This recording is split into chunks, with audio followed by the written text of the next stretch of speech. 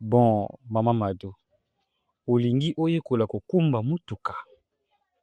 Question numéro 1. Soki otie vitesse makasi, liboso na yo remorque ezoya. Okosala nini? Nga na obimisa mutu na ngai na kati ya mutuka na bimisi pe na gangeli mutu ya grand car wana. Il faut kogangela bango baza bato mabe bazoboma bato na nko. Et puis mokonzi ya mboka alobaki yango il faut bango babimaka na butu. Bango bazobimaka na moi batondisi prince embouteillage makasi pe bazotutaka bato ya moto moye eza te. Nga na kogangela bango balekisi vraiment balekisi. Te Mama Mado bongo te. Okolembisa vitesse, otiki ye aleka.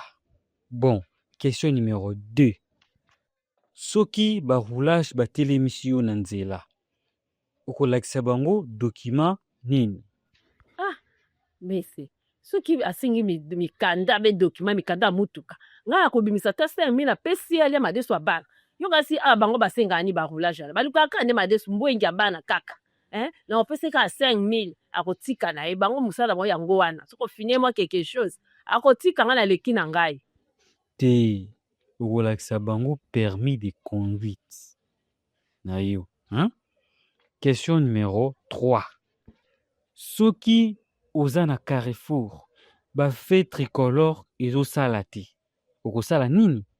soki na ye wana natali mwinda ane ezosala te natali na mopanzi namoni pe roulage aza te natali gauche droite puis na démarrer mbangu natie vraiment nini oyo abenga yango nini natie vraiment nini na démarrer pe na mbangu nga wana nazokima pe na makasi talaka nga nayekoli mutuka sika fo nakima pe na makasi Mamado namoni eza pasi po topesa permis tomoni yo na nzela okoboma bato te yo koyekola mutuka te mama.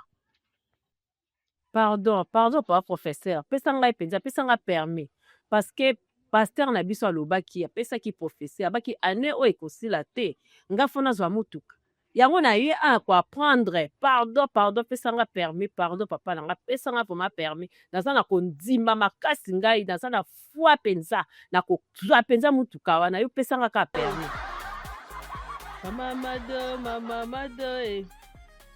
mama